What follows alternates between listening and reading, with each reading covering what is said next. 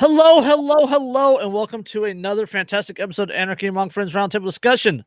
Before we get started, let me remind you that we are covered by the gov't no government license, which allows for the reuse and distribution of this podcast by anyone and everyone except for governments and the bludgies thereof. You can learn more about that at bipcot.org. That is bipcot.org. This is episode 54. Which, hi, Derica. Hey, it actually worked that time. Woohoo! And we just did the introduction, too, so we just started. Nice. So, yeah, episode 54. This is AOC and the New Green Fallacy, which sounds like a terrible rap group. Yeah, right? Seriously, it does. That chick, she's almost as good for memes as Biden was. Or maybe it's a Harry Potter book that no one wanted. Harry Potter and the New Green Fallacy. Oh, yeah, we'll get to that later. That's gonna be fun. No. Well, watch the comments. Slinky was saying he wanted to comment. Unless his name is Karen, he has not commented. Yeah, well, he's a dipshit. He asked me for the link. I was like, it's at the top of my timeline. Jeez. Yeah. He only likes people to call him Karen when he's working the truck stop with his wig on. That's right. He's the Karen all the Karen memes are about. Jesus fucking Christ, Karen.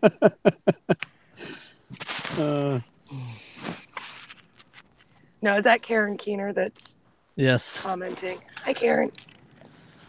No.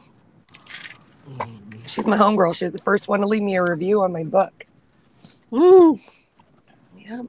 I linked your book in the about section of this podcast. Nice.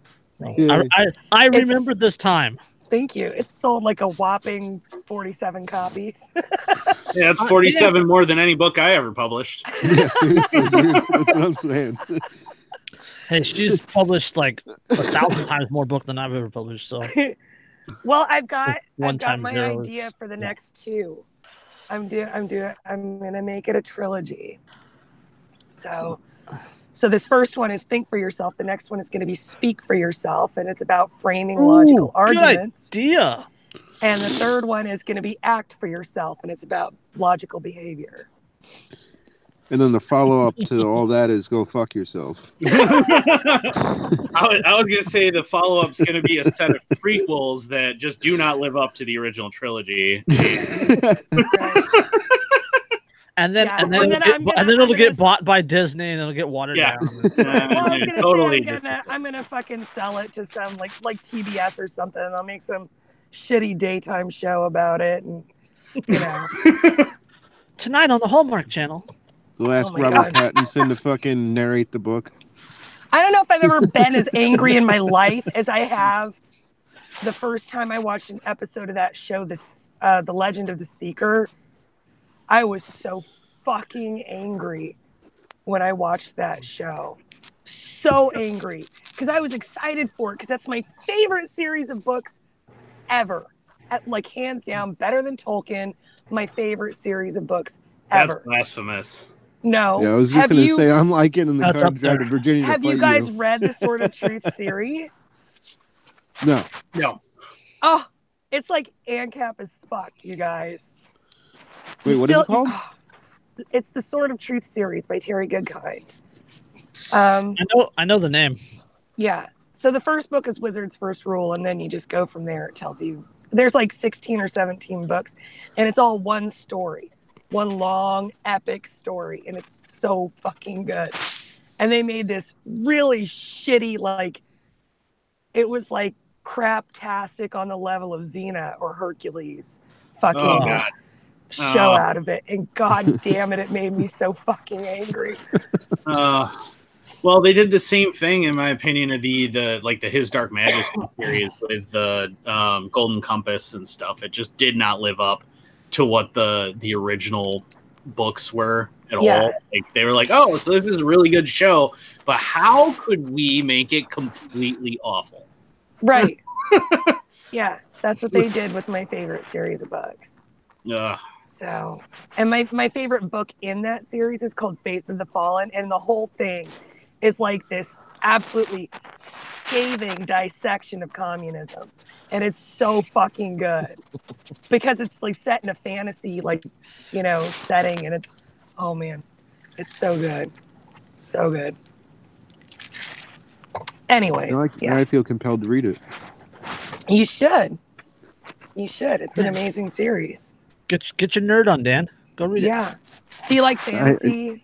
I love sci-fi, fantasy. stuff like that? Yeah. Well, fantasy, sci-fi, dystopian novels, all that shit. Yeah, well, these novels are gritty and they're gory and they can be graphic in places, but the story is so fucking good. So good. So download you a copy of Wizard's First Rule, Dan. Karen says Anarchy Among Geeks tonight. Yeah, no shit. There's a strong contingent of geek among the anarchist community. Yeah.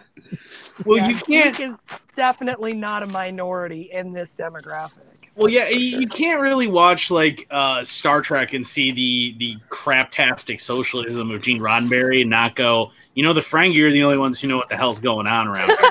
Well, the Klingon might have a thing or two figured out as well.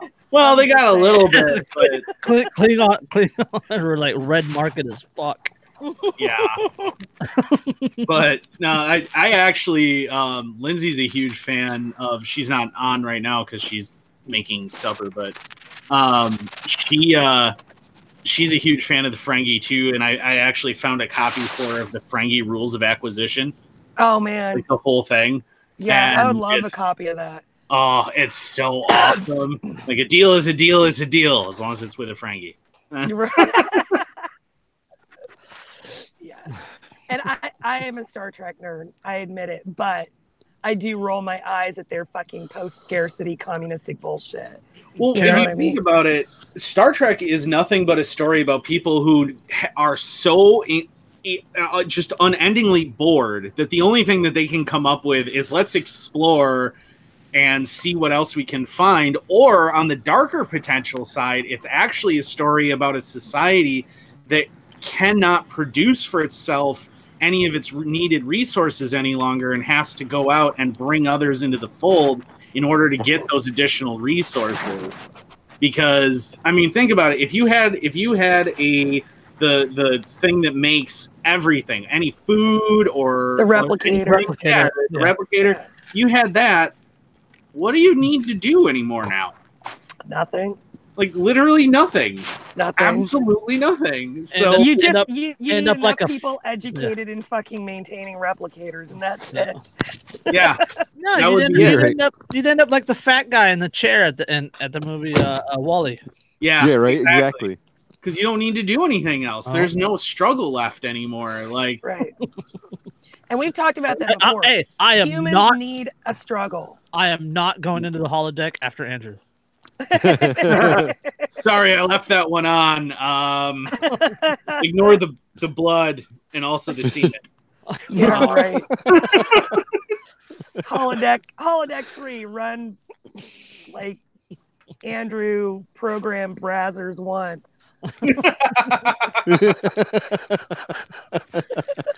I just need a simulation of a Viking conquest of like southern France. That's all I need. That's right. I'm good. We're just gonna do that. It's got everything I'm after. Karen says, every man's dream. Yeah. Karen says, for single women in Anarchy, the odds are good. The good ones are odd. Yeah. That does seem accurate. Well, all you have to do is say like part of the word single, and then like all of a sudden it's just your fucking shit gets flooded. So yeah. It's the same as the gaming community. Like, I don't know if you guys watch Epic NPC Man, but if you don't, you totally should, especially if you're into RPGs, because you will laugh so hard. But there's one where this girl comes up to the NPC and she's like, store, and he's like, okay, I got all this, and she's like, hey, can I get that sword? And he's like, I'm sorry, traveler, you do not have enough coin. And then she says something else, and I'm sorry, traveler, you do not have enough coin. Cheese? I'm sorry, travel. You must be new here. So you had, in order to get gold, you have to do quests. And she's like, oh my gosh, I'm a girl and I don't have any money. And all these dudes start showing up and just like, have some wine, have some wine. Hey, how you doing? Have some wine. Hey, look, you guys cannot be blaming us for your thirst. There is no coercion involved in this equation. I'm sure there is. Hey, No, once you've seen one pair of 8-bit boobs, you want to see the rest. Right. Lady Lisa. Let's all be honest. Our first video game crush was Lara Croft with those triangle boobs. Well, Princess Mistletoe. Peach, you know. Yeah, Princess Peach. She kept running off and getting caught in another castle. Like, I'm not falling for that. Yeah. I'm sorry, hero. Your princess is in another. Yeah. Nobody gets kidnapped that many times by a dude they do not want to be around. Yeah. I'm just saying. You know it was There's secretly something Luigi dressed up in a suit the whole time. Yeah, right. In Bowser. Bowser suit. Like Well, it sounds like the story of my life, like an Italian trying to rescue the girl from a reptilian overlord.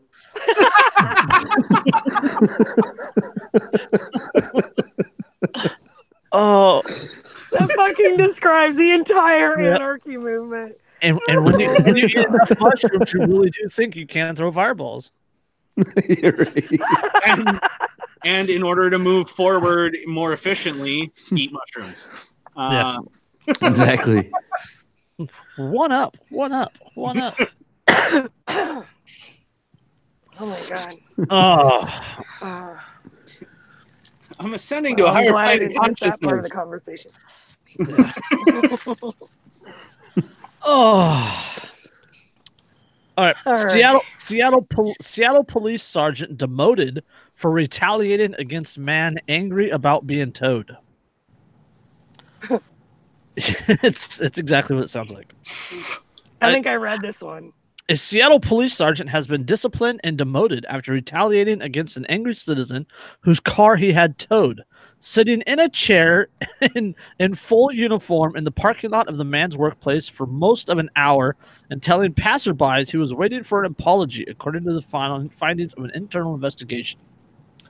Is that what we're supposed to do at the police station every time they piss us off? Yeah. Just sit outside. I'm waiting for an apology. Yeah. Quote, Yeah. quote, Y'all "I got motherfuckers owe me an apology. Quote, I got a little disrespected earlier today, so I'm going to hang out, Sergeant Frank Papalaki reportedly told several citizens who passed by the auto zone in Seattle Central District. Oh, you got a little disrespected. Some of the citizens approached him and complained about his behavior, including one who described it as harassment. The sergeant pulled a chair from his patrol car and planted himself in front of the business, staying for about 40 minutes, according to the summary of the incident. At one point, he was joined by other officers who are also now under investigation for allegedly not reporting the incident. Papalaki, a 19-year SPD veteran, has a history of being disciplined and has been suspended twice before for improper citizens' contacts, according to the documents. Papalaki told witnesses he was at AutoZone for an apology, saying he was, quote, just cold kicking it, just doing some community-oriented policing stuff, according to the action. I really hope this guy drinks. Oh my god. All because the guy didn't respect his authority. Yeah, that's all I can think of is the respect my authority. Yeah. Police Chief Carmen Best demoted Papalaki from his sergeant rank to officer as a result of the incident, along with a 15-day suspension without pay, with 5 days held in abeyance. Department officials had recommended only 10 to 20-day suspension. This guy, now hang on a second. This guy got more punishment for throwing a fucking tantrum in a chair in front of AutoZone than assholes that fucking embezzle, assholes that fucking run guns and drugs, cops that fucking rape the people that they're supposed to be fucking protecting and serving, cops that kill people who didn't do anything fucking wrong. Oh yeah, this guy got a harsher fucking punishment. Really, he would have gotten less of a punishment had he literally just shot that guy. Right. I just want to point out, like, he rather than acting like a melting snowflake, if he had just been like, "Oh, you're gonna disrespect me," blam, and acted like a normal gang member. Yeah, then the department would have circled the wagons, covered his ass, and put him on paid administrative leave until they investigated themselves and concluded that they did nothing wrong. It gets better. The incident began when Poplocki saw a car parked illegally and issued a ticket, ordering the car towed, according to the document. A man and woman objected, with the man saying the car belonged to his girlfriend's ex-boyfriend and that he used it to get to work. The woman said she was in the process of transferring the car's title, but she didn't have enough money to get it registered. Quote, both she and the man grew angry and frustrated, quote, over the car being towed, according to the report, cursing Poplocki and calling him names. Poplocki responded, quote, "You're a big man, huh?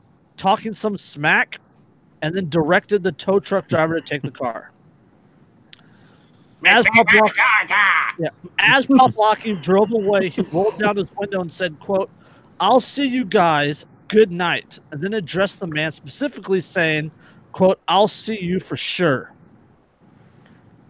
See, this is just an example of how fucking government victimization of the populace compounds just like interest does. Like, these people couldn't get this shit hammered out because they didn't have money for the fucking fines and fees and shit that government demands for your special little permission from them. And because of that, they get further fucking victimized by the exact same fucking government. Yeah. At that point, Best, this is the police chief again, wrote, "No further police action was necessary." Quote, "Despite this, a few hours later, you went to the AutoZone where the man referenced above often worked. You took a rolling chair out of the back of your patrol car, placed the chair in front of the AutoZone, and sat down. You had numerous interactions with members of the public as well as other officers." A rolling chair, like a computer chair? Like the guy, it wasn't just like a fucking... Yeah, that's like medication. It wasn't just like, you know, some of us carry like lawn chairs or whatever around in our car. That's what I figured it was. You know, or a camping chair. This motherfucker planned this shit. He went back to the office. He grabbed a comfy little fucking rolling computer chair. And then put it in his police cruiser. In the cruiser. How do you fit that in a car even? Like, what? Poplocki's statements included, quote, "I got called a hoe and a bitch. I think I'm going to hang around here until I get an apology." So what you're saying is they said very accurate things about me and I'm upset. Like, it's easy. You walk out of AutoZone and you say, "Hey, I'm real sorry, cunt," and then you fucking walk back in. Calling a bitch and a cunt. Add that one. Well, and you know, and this demonstrates too, because if anybody else, any normal person had done this, AutoZone calls the police and has them physically removed. But because this guy is the police, what recourse do they have? None. Yeah, they don't have any. Because it's a special fucking thuggy club member.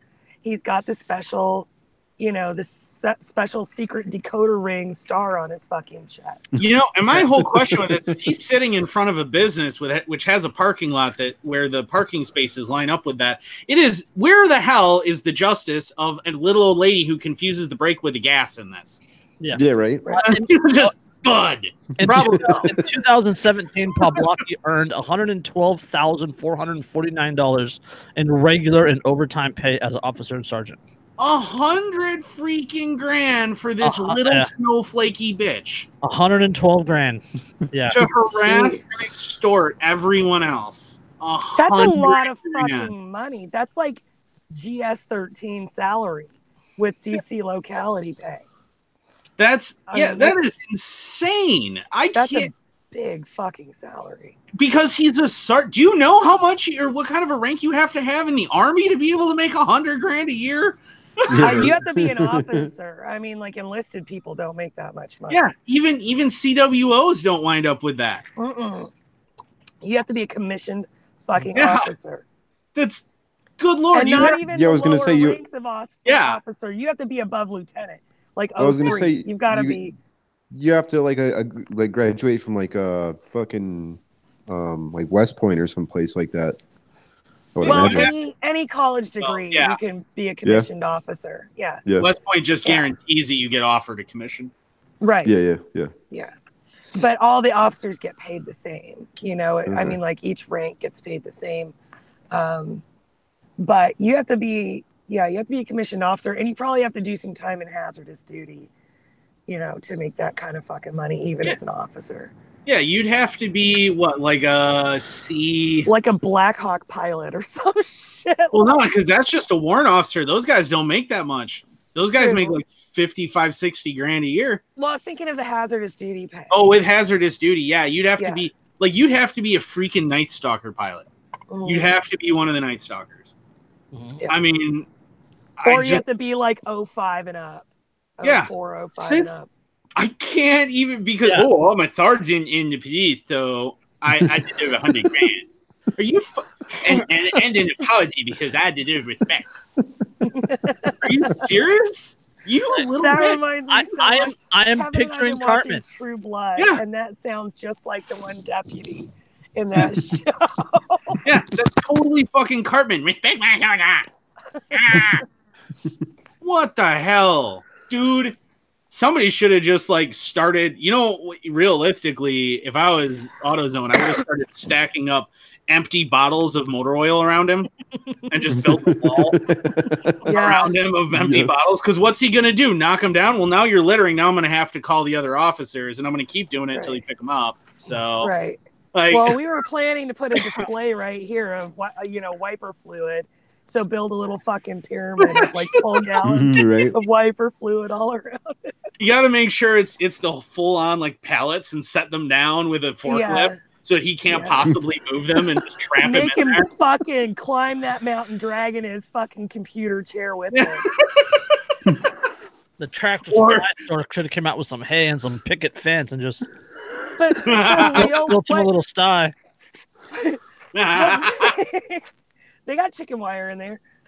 No, what really bothers me the most, though, maybe it's a weird thing to get so fixated on, but that is like they get so fucking touchy about anybody showing them any kind of disrespect. What do you fucking expect?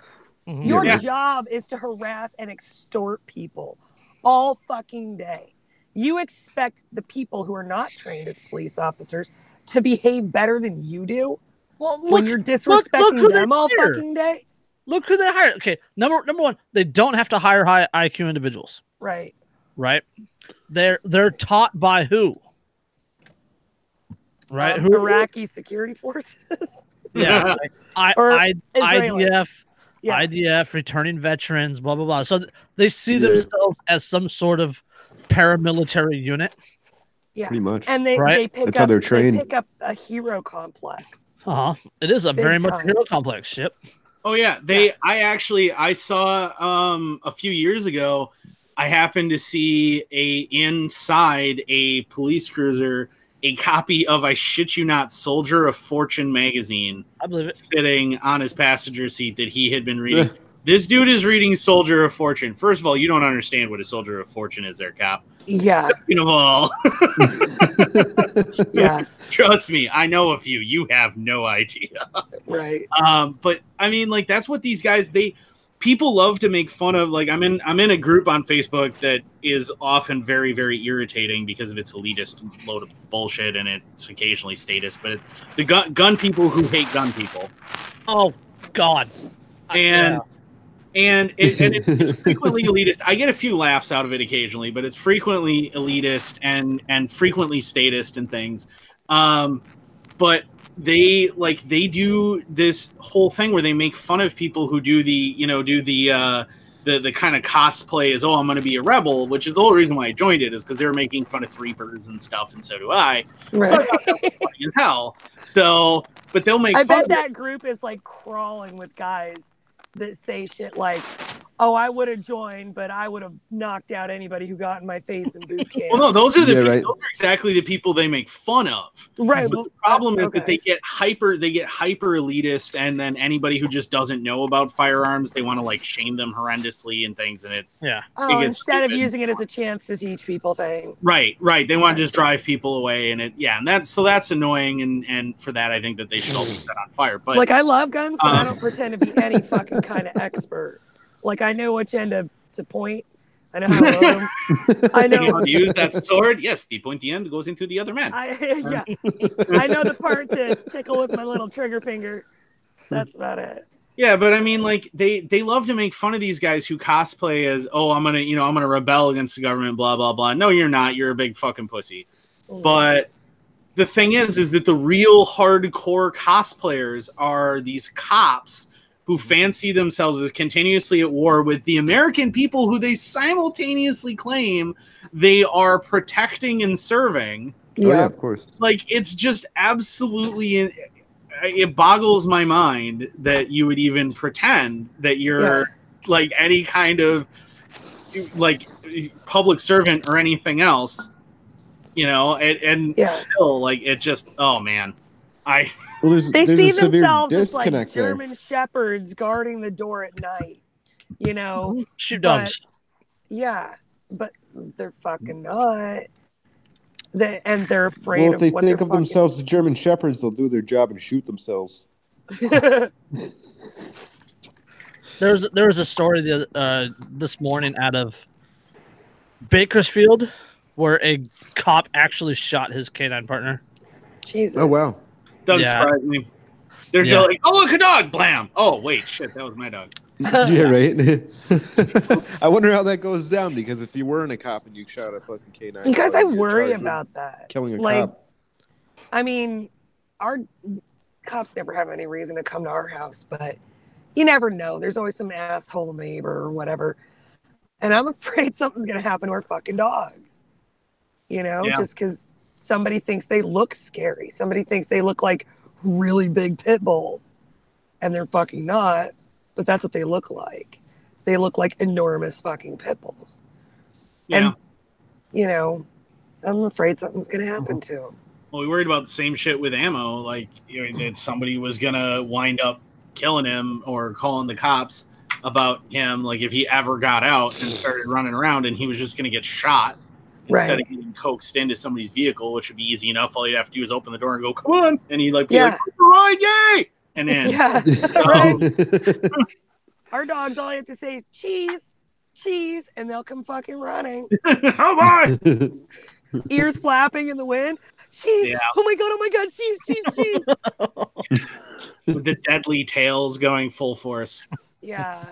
The force of apocalyptic destruction that is a band dog tail. Right. Yeah. Cutest whip ever. Yeah. Oh, that shit hurts too, man. Like, my ex-wife wound up with a literal black mark on her neck, like a black bruise from Mo's tail smacking her once. She's like, oh my god. And he's like, oh, we're excited now, which of course makes the tail go even more. And she's like, ah.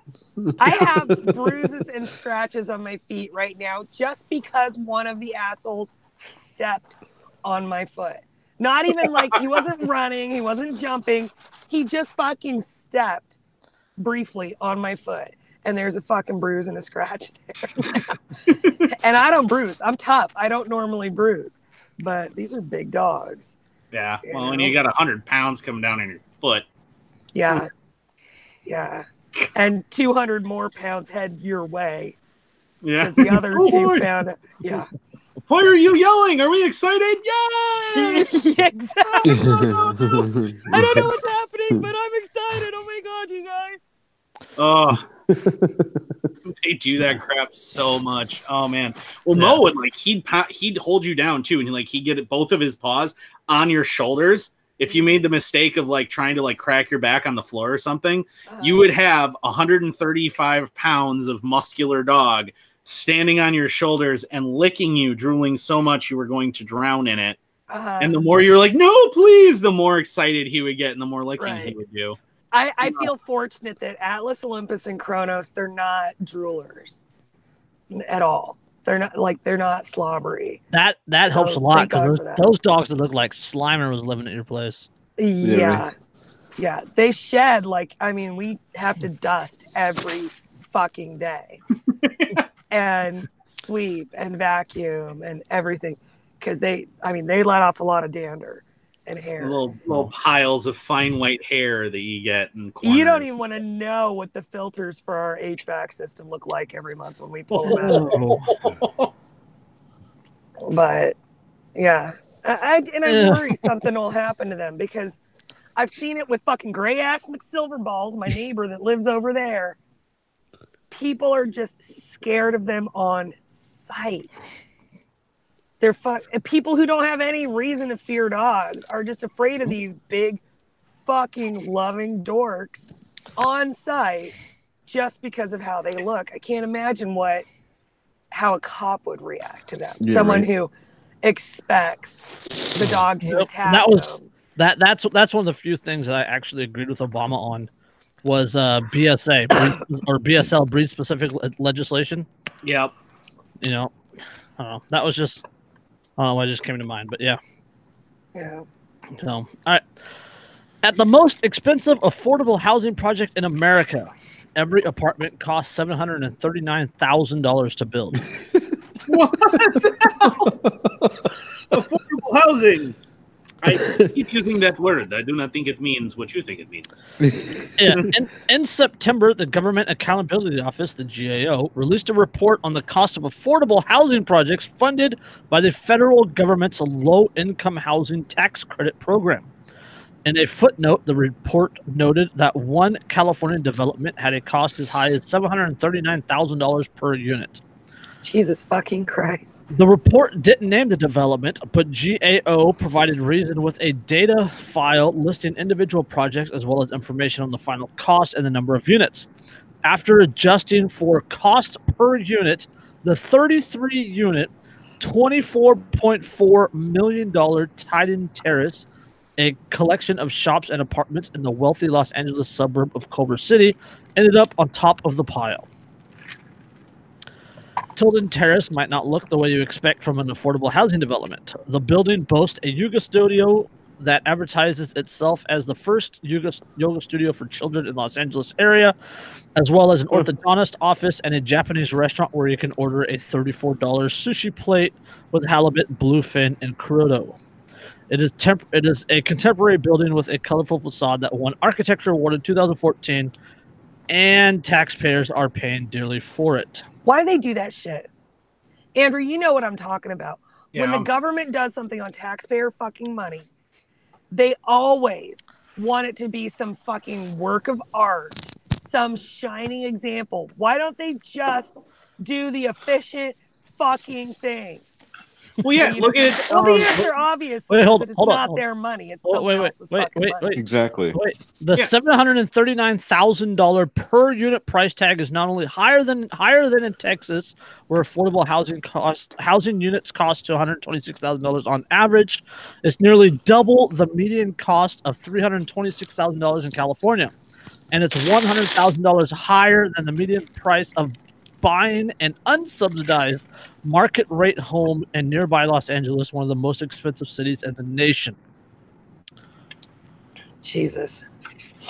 You know what that reminds me of is I saw an Air Force PX a while back that was like designed by some famous architect, and it had all this weird glass shit on it, and it's like this like super modern artsy thing, and it's a PX on a base. You should see the fucking Pearl Harbor NEX, Andrew. Oh, God. It is next fucking level shit. It's like a goddamn Nordstrom's. What? Why? What? You literally, and actually, no, I don't even need to ask why. It is because you are spending someone else's money. So you have zero accountability to your own wallet at that point. You walk in and there's this enormous fucking rotunda with like a fucking tiled like water feature with a pool, and then there's like a goddamn mural of sea life on the ceiling and shit. Well, seriously. It's not only zero accountability because you're not paying for it, but you have a budget. and you have to spend it in order to justify getting as much or more next year. Yeah, exactly. Exactly. So I used to work in extravagant as logistics possible. in the Navy, and every year in August and September, because the end of the fiscal year is October 1st, and so every year in August and September, all of the fucking LPOs and the chiefs and the fucking, like division officers and shit, they are all scrambling to spend the rest of their budgets. They're buying shit the shop doesn't even fucking need. Yep. They're buying everybody Leathermans to issue everybody one to carry on their belt. They're buying like all this shit, new computers for every station, even though they were just upgraded last year. Like they're all just scrambling to spend, so their budget doesn't get cut the next fiscal year. Yep. That's exactly how it goes down. That's the essence of government. Yep. Yep.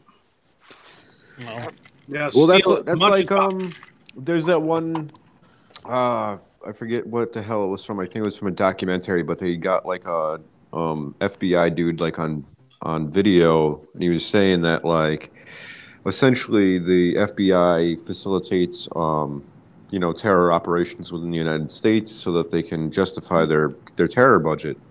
Yeah, like that's why they always like they're always like have like some kind of patsy or some kind of informant. You can apply set up for a sting. You can apply the same rule. Sorry, I was just gonna say you can apply the same rule to all fucking government employees. They all have to justify their job. Yep. Every fucking year, each one of them has to justify their billet. They have to justify their fucking budget. They have to justify the existence of their fucking of their organization. You have their department. Their whole entire purpose has to be justified every year. So you got to take their behavior with that in mind. You have to keep that in mind when you're thinking about how these agencies operate.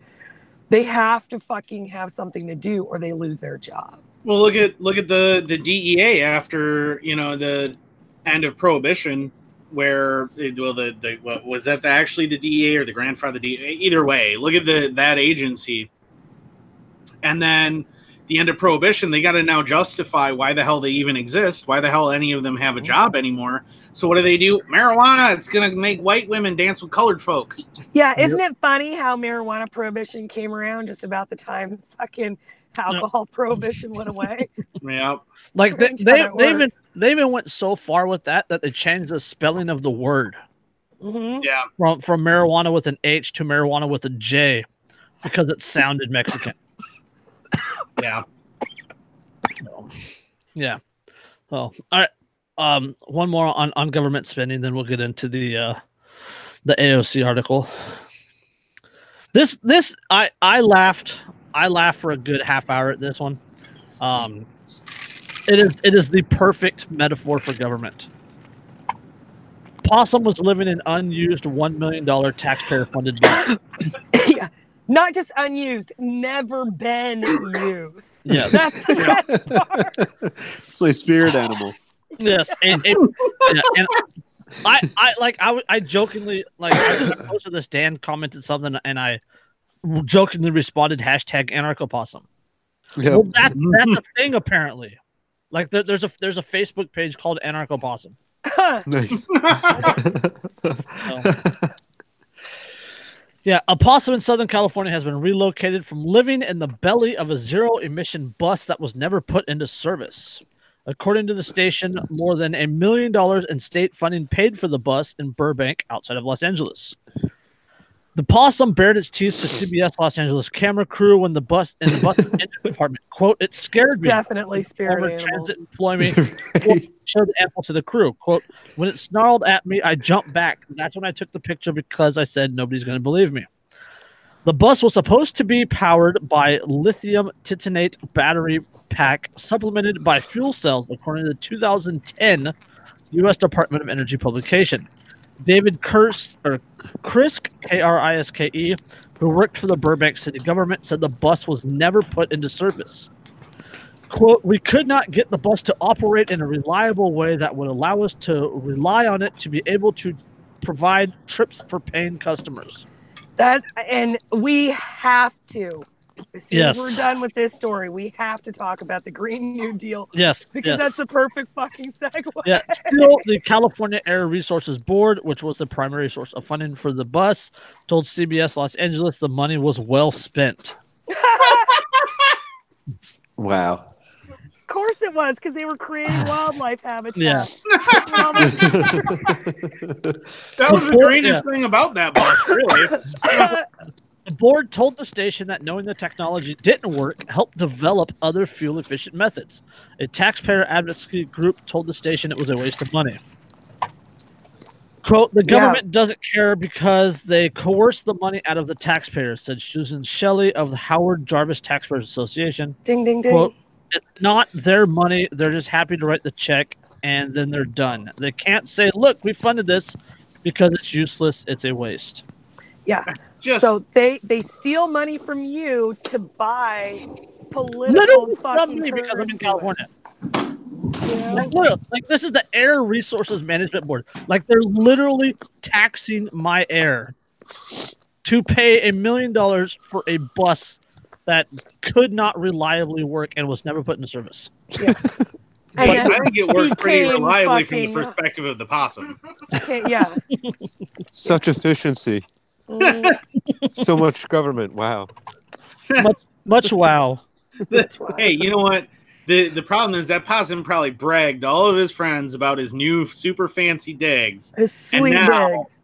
Yeah. And now relocated him and turned him into a liar. Who could not love a face like that? I mean, oh yeah, he isn't even hissing. He's going, hey, because it's a selfie kind of thing. Well. You know, we had a pet possum when I was a kid. It's BYOB. Bring your own bug. Outdoor TV crib. I had a pet possum when I was a kid, and her name was Baby. And they actually make really good pets. They're very affectionate. They're like fancy rats, but just bigger. They're tree demons, though. But they're so sweet that, like, they don't attack like other animals. That mouth open thing, they just sit there like that, like waiting for you, like hoping you'll be scared by it. And if you're not, they just play dead. You know? Yeah. For show. Oh, Yep. It's the intimidation factor. Yeah. They're actually really cool animals. It's but like they're not like Facebook. $1 million fucking failed government funded project cool. I consider it $1 million. $1 million for one bus that cannot work.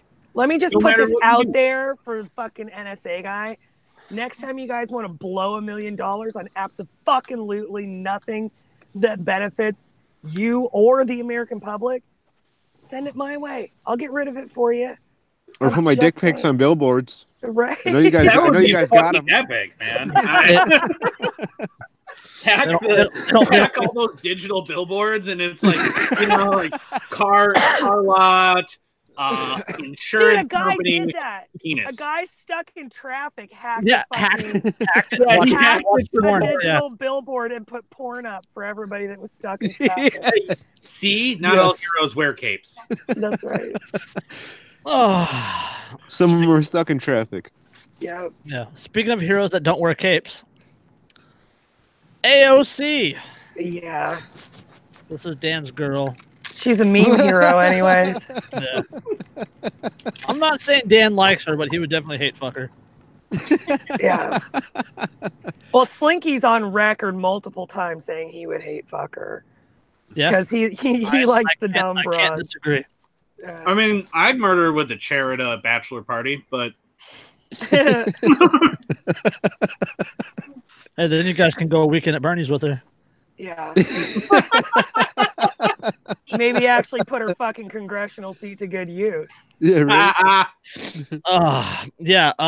Morning, Representative Alexandria Ocasio-Cortez released an overview of the Democratic Green New Deal, which threatens a massive transformation of our society.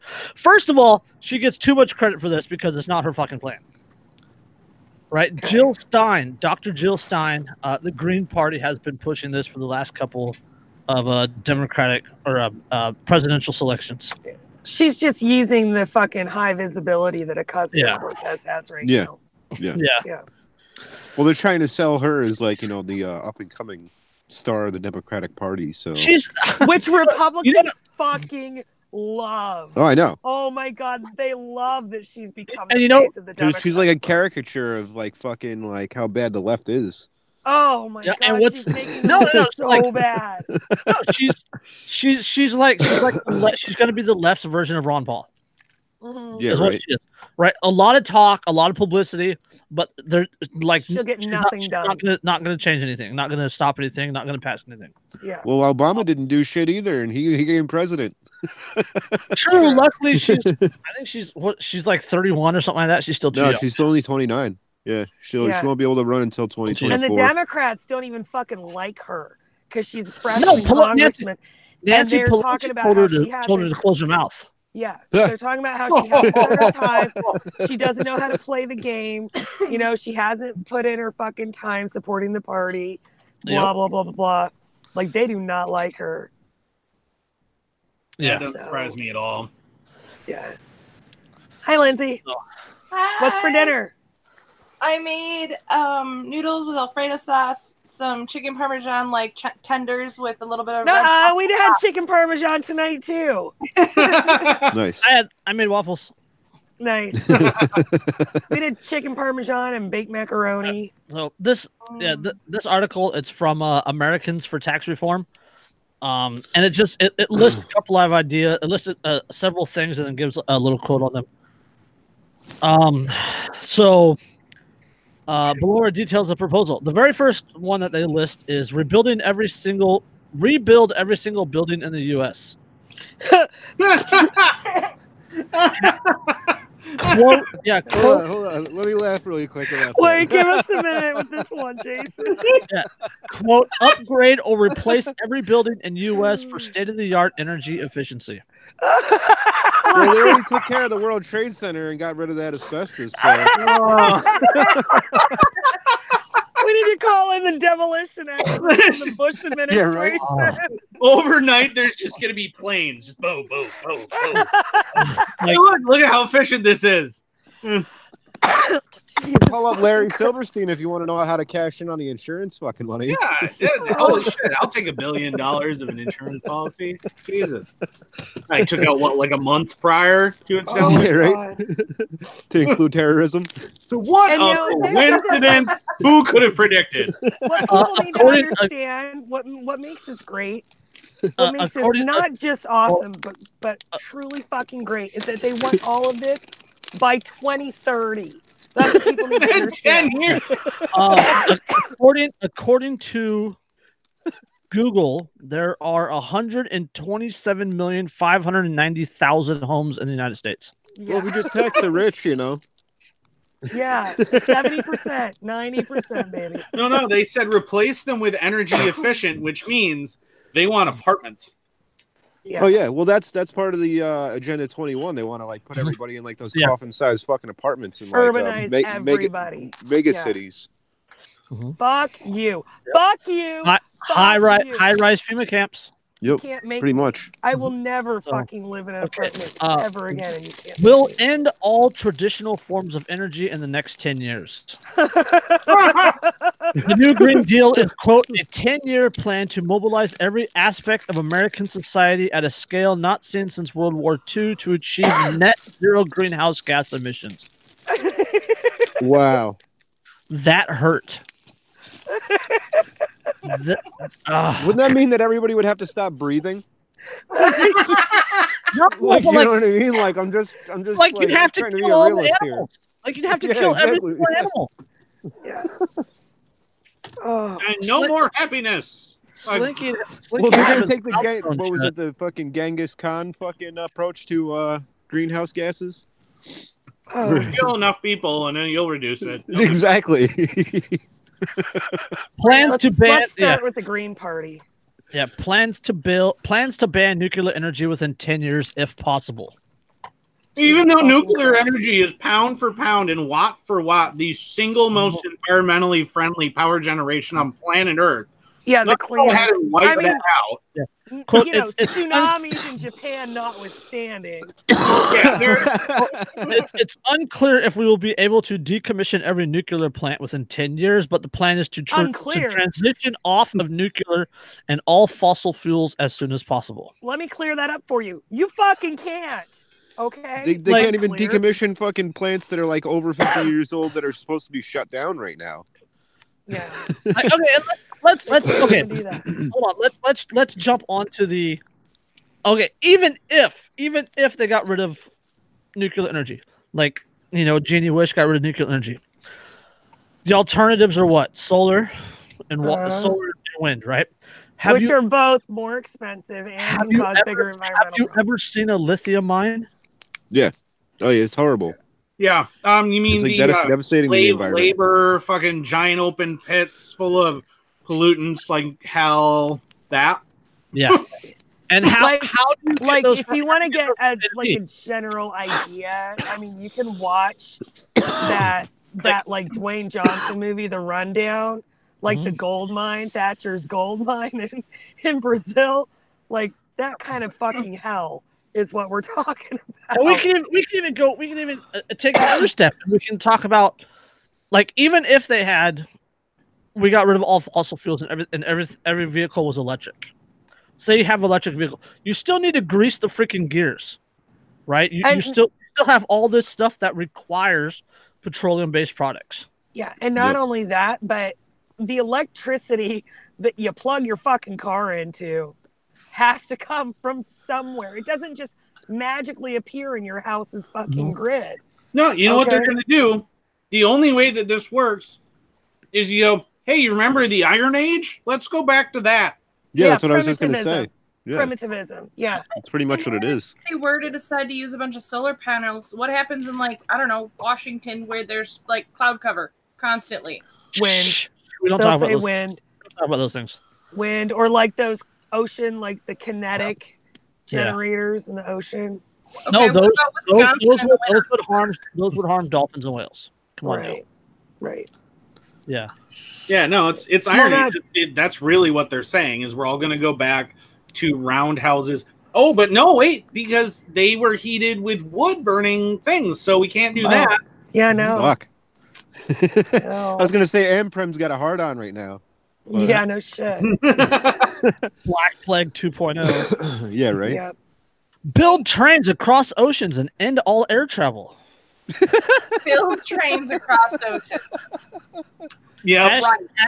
Build out or quote build out high-speed rail at a scale where air travel stops becoming necessary. No. Listen to me. I've crossed the United States by plane many times and by train twice, and there's a reason that I've used planes way more often than trains. These people could not have ever actually gone over any ocean because they seem not to understand the size of either ocean. Right. Yeah, well, there's that proposal for the transcontinental road that's supposed to go through Alaska. Even that between Alaska and Russia at its closest point is still what, like 35 miles? Right. Well, remember, it took them 15 years to build the channel? Right. Mm-hmm. But that's in European weather conditions. Can you imagine trying to build a project like that? Let's build it across up in the fucking Bering Sea. Bering Sea. Yeah. And like the thing has to then go through fucking Siberia to come back down south again. You're trying to do construction in like permafrost and shit. Yeah.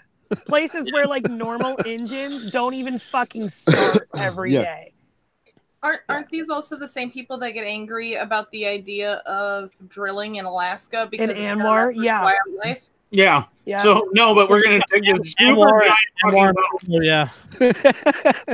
We should let them try. They're gonna be fucking tied up in environmental impact surveys for the next 50 fucking years. You can't wear any goose down, and you can't wear any wool, and you can't wear any silk. That's for real. Mm-hmm.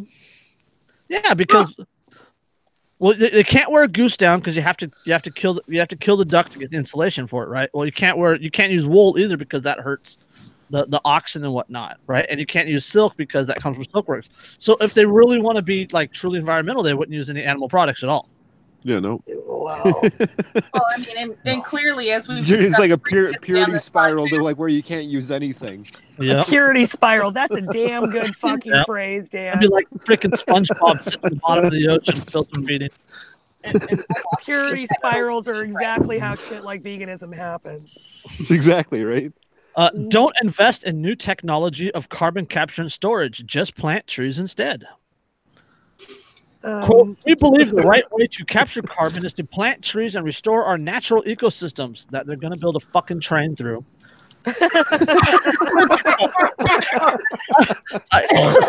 But that's like And the not Agenda just 21 it's not thing just where a train.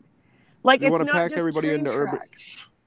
They want to pack everybody into urban areas and essentially get everybody out of the countryside and like re-earth that part of the, like make it like wilderness This is again, I so guess. fucking dystopian. Wait, Oh yeah, it totally is. It wait, totally is. hold on. The next point is probably one of my favorites. Like this is the one my brother. It's like Hunger Games style. This is the one that my brother focused on and absolutely lost his mind. And this is the Star Trek kind of brings up Star Trek. Mandates all new jobs be unionized. Oh my god.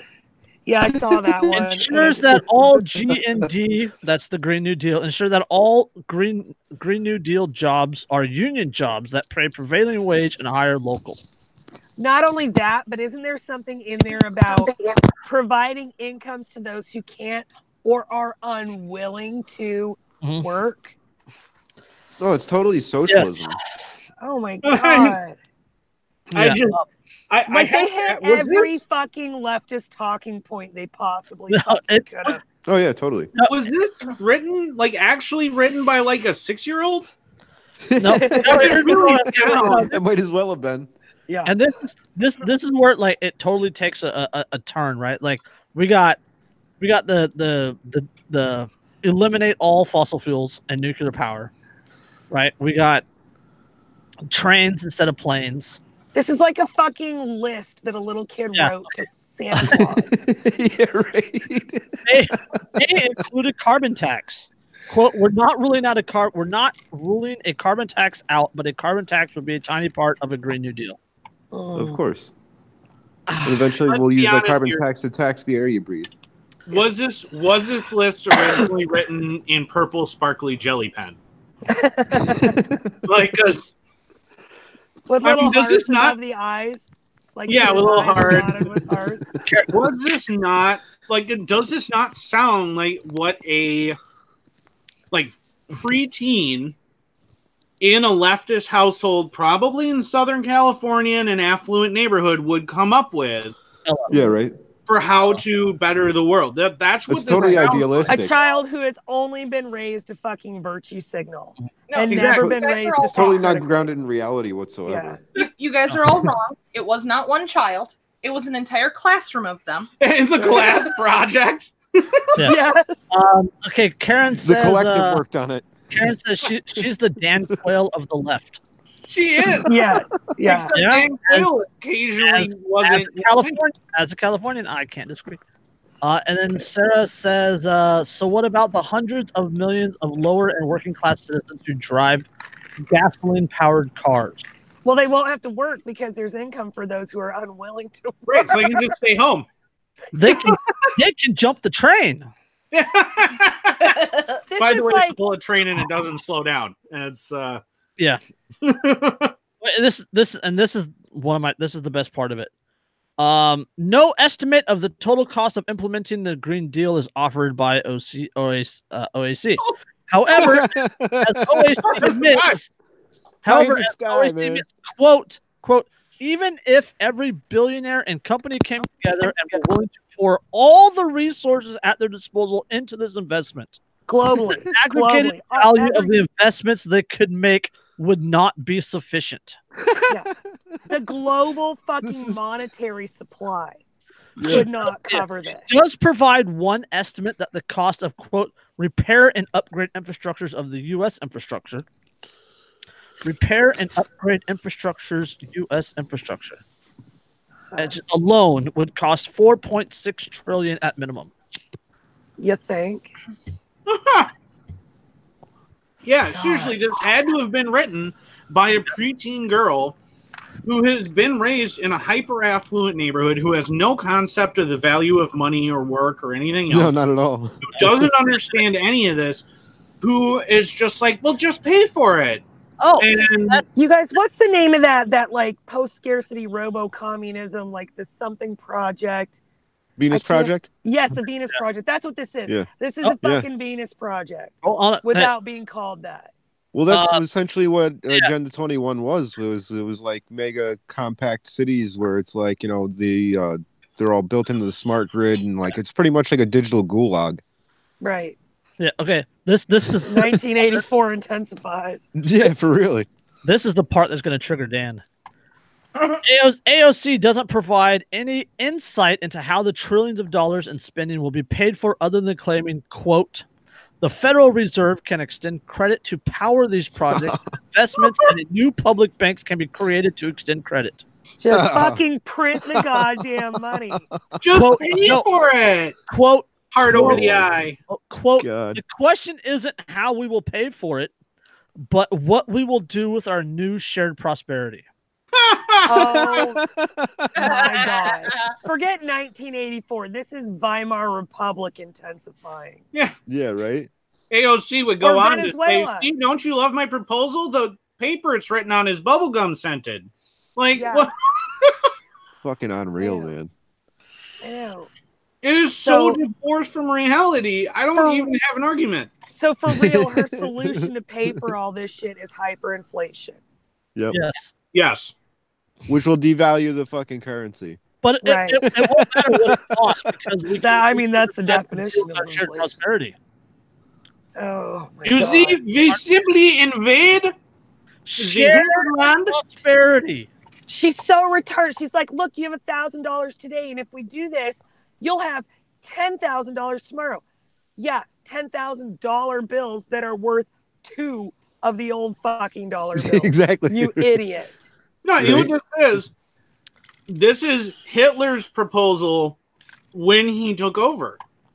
This is we're just going to invade Poland, we invade Czechoslovakia, we just take this, and it doesn't matter how we pay for war machine, all we need is to take over, and then it will just work. It's kind of funny how socialists do that, isn't it? Isn't that amazing? Yeah. Hey. Weird. Tubes like in Japan or whatever. What I just can't wrap my goddamn mind around is how there's a tax on that. How do people think like this? I don't understand how they miss all the fucking dots that are right there that can be connected by anybody with 2 fucking brain cells to rub together. Like, it boggles my mind. What's that? Tax on that also, rubbing brain cells together. Yeah, well, first of all, economics is never taught. Economics is like real economics is never taught to people in school. Yeah. Nobody taught me economics in school, and I fucking know better than this. Yeah, well, because you had to learn it for yourself. And I did, because I gave a fuck. Maybe that's the difference. Eventually. But see, that's the one thing is they steer people away from economics because that's kind of the language of how the fucking world works, really. It's the language it's of human how interaction. Everything works. Yeah. Economics are just an extension of human action. Yeah, exactly. Well, yeah, that's the other part of it is what they really teach in school is not facts, but emotional responses. Yeah. Right. The only real facts that are taught in school is math. Yeah. And even then, everything else is emotional responses. Virtue signaling. Mm-hmm. Yeah. That's all school is anymore. Yep. Yeah. Well, yeah, and but I mean, you know, if you read this and you read down through the list, the thing that struck me when I read through this list was it really legitimately, it sounds like it's written by somebody who has so little life experience outside of their little, well, my parents will pay for it world, that they honestly don't understand that things cost money, or that things take time, or that you have to get agreement from other people, that you can't find a tantrum your way through it. I saw something about AOC that her credit score is like 430. That's worse than mine. That's impressive. And you know, she's 29. When I was 29, my credit score was like 720. And it has been at least that ever since. And like, and this chick with a credit score of 430, which is fucking abysmal. Yeah, that is truly awful. I mean, yes. Good God. It's horrible. We're supposed to be fucking listening to her on matters of fucking macroeconomics. Didn't she major in economics? Like, which makes it even better. Yeah, wasn't that actually her major in college was economics? Yeah, Boston College gave her a fucking degree in economics, I believe. Somebody needs to tear all of Boston College's economics division to the ground. Well, I mean, that's the problem with academia. C's get degrees. Yeah. Right? Mm-hmm. Or somebody greased their palms to fucking. That's true. Yeah.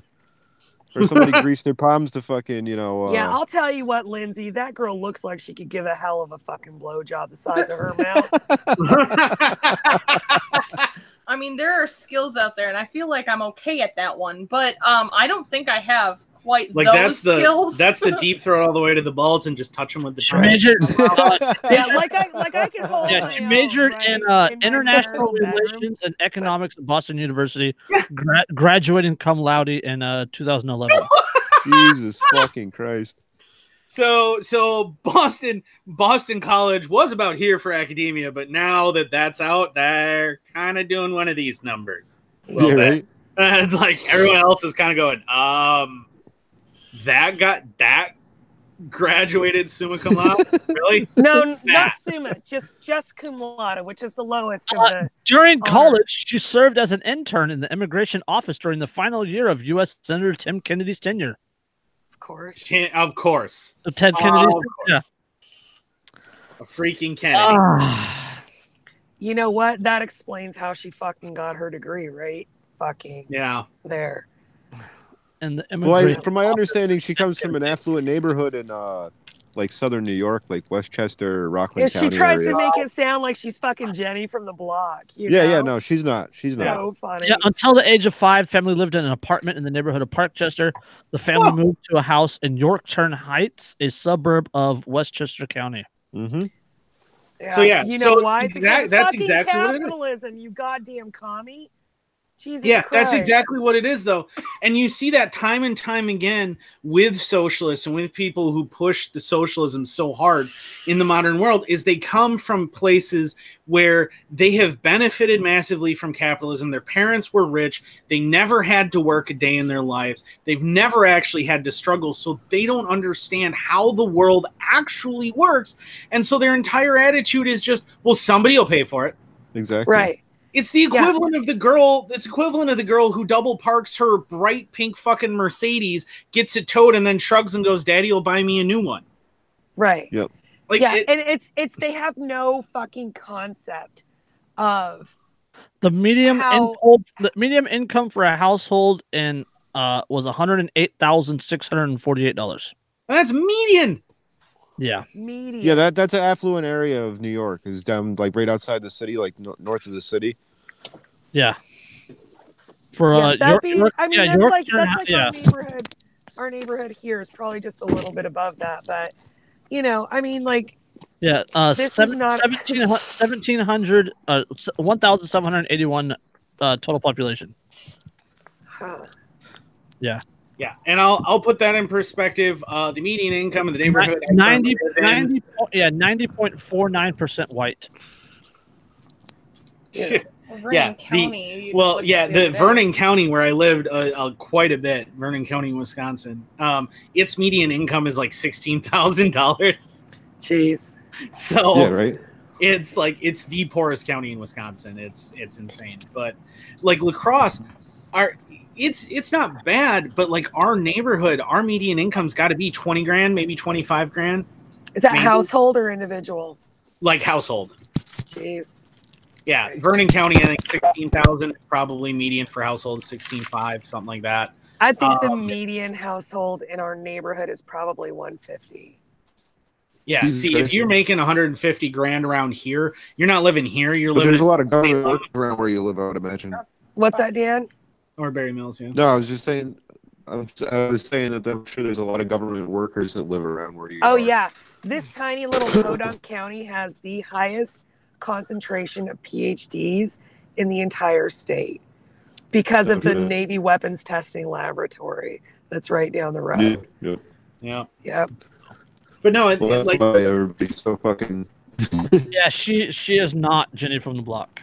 No. Yeah, see, what you see is they're in Vernon County because Vernon County also probably has the highest concentration of hippies outside of the was it Hyatt Park or whatever in San Francisco. Gross. I bet the whole place smells like patchouli.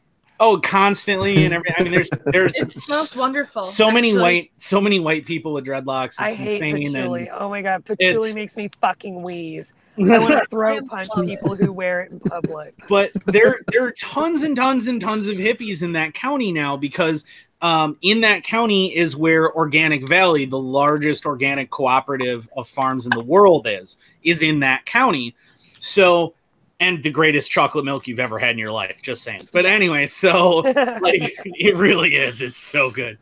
But like that's all concentrated there. But you talk to them, and a lot of them are socialists, but they're cooperative socialists. They don't want to just say, well, everyone will pay for things. Their argument is, well, we should all just work together. That's in everybody's best interest within this community. They're a communal thing. They're not like an open, like violent socialist. It's like a voluntary collective, and I'm okay with that. I'm totally okay with that. Yeah, and that's like they're more Rojava, whereas Osario Cortez is more like Stalinist Russia. Yeah. So that's a huge difference. They're both technically socialist, but there is a massive difference. What fucking blows the mind is that anybody can ascribe to her fucking economic positions when we have a collapsing socialist fucking nation in Venezuela that we can watch deteriorate in real time. Even that they could be fucking learning something from. Finland just ended their guaranteed income test. Universal basic income. They had UBI for a group of individuals. I think it was like 2,000 individuals, and they just ended the program because it didn't fucking work. Right, and that's and I have a ton of friends. I have a ton of friends that live in Finland in particular, and a few that live in Sweden and Scandinavian countries. Right. And like the Finns, they talk about every time. Like one of my buddies who's Finnish, he's like, "What is wrong with American social? Are they under the impression that it's still the 1970s?" Yeah. Because he's like, because what happened was that the Scandinavian countries made a ton of money being capitalist after they threw off the yoke of communism after the Winter War, after Finland got rid of them. And so then they made they've been coasting on that ever since. Well, yeah, so they made all this money, and then in the 1970s, they adopted all these socialist policies because that was the in vogue thing. And then now their economy's been on this downward trend. And so starting in the mid-1990s, they started rolling all of that stuff back steadily. And now, contrary to what American socialists want to believe, Finland rates higher on the Economic Freedom Index than the United States does. Yeah, that is true. I watched a documentary on that. Yeah, like they're actually more capitalist than the U.S. is now. Yep. And Denmark has put out like this official statement or whatever, or somebody in the Danish government was like, American socialists, stop pointing to us as a socialist. I think that was on socialist. I think that was on FEE.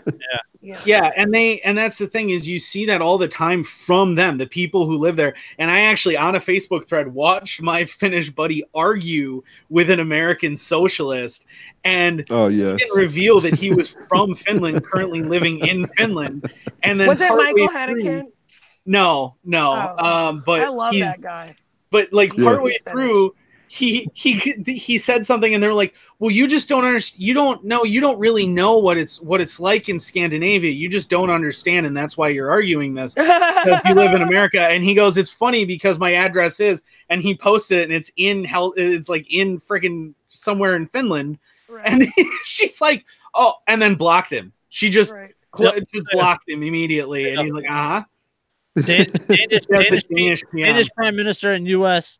Denmark is not socialist. Right. Yeah. Yep. They're really ticked about getting pointed to by guys like Bernie Sanders. Yeah, that's what after seeing his country held up as an example in the U.S. presidential debate, Danish Prime Minister Lars Løkke Rasmussen used his address at Harvard to explain that the Nordic model to a U.S. audience suddenly very interested in Denmark. And he said that it is I know a lot of people in the U.S. associate the Denmark model with some sort of socialism. Therefore, I would like to make one thing clear. Denmark is far from socialist planned economy. Denmark is a market economy. Which isn't necessarily true. Yeah. Well, it's not necessarily true, but they are. The Nordic model is an expanded welfare state which provides a high level of security for its citizens, but is also a successful market economy with much freedom to pursue your dreams and live your life as you wish. Yeah, because you couldn't have that welfare state if you don't have that engine. But they're also small, homogenous populations. Yeah, exactly. Of people. It's a very fucking different story than the United Well, and even them, it's not working. They're rolling it back. No, Denmark is rolling it back. Finland, Sweden, they're rolling back all of those socialist things constantly because it isn't working. Because surprise, you can't keep fucking paying for it. Hey, according to Forbes, none of the none of the Nordic countries have a minimum wage. They don't. But some of them have UBI, though. Well, I don't know if any of them do anymore, but I know, like, one of the things that I was told too by a few guys in Finland is that they said you basically can't own a car here. They're like, you can't own a car. Denmark was the same way. The fucking sales tax on a new car in Denmark was something like 180%. Yeah, what they basically said is if I go out and I buy a car, it's $20,000. By the time I'm done paying for my taxes, it's $60,000. Yeah, I think he said like it's $48,500. Oh yeah, actually, what it comes out to. So it more than doubles the price. Yeah. Yeah, and that's a Forbes article from July 8th called "Sorry, Bernie Bros, but Nordic countries are not socialist." Yeah, and they get so mad about it because they're like, seriously, people, it didn't work and it destroyed our country's economy and we're trying to recover now.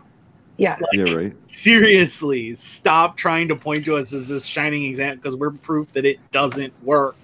Yeah. Why don't you use us as the example that we are? Fucking market economies work. Socialism doesn't. Well, yeah, I mean, look at places like Koenigsegg, right? The hypercar maker that makes some of the most expensive, fastest cars in the world. The whole reason he kept to his home country when he founded it, he straight up said, was because I pay so little in corporate taxes that it just doesn't make any sense for my business to go anywhere else because the country is so desperate for new businesses and new manufacturing that they just won't tax any new companies now because otherwise no one will open them. Yeah. So it's like we had to go that route to try and make up for all of our failings for the past 30 years. Right. To try to attract the businesses that our socialist policies drove away in the first place. Yeah. And this is exactly why socialists push for fucking globalism. Because as long as there are pockets of freedom on this planet, they can never have what they fucking really want.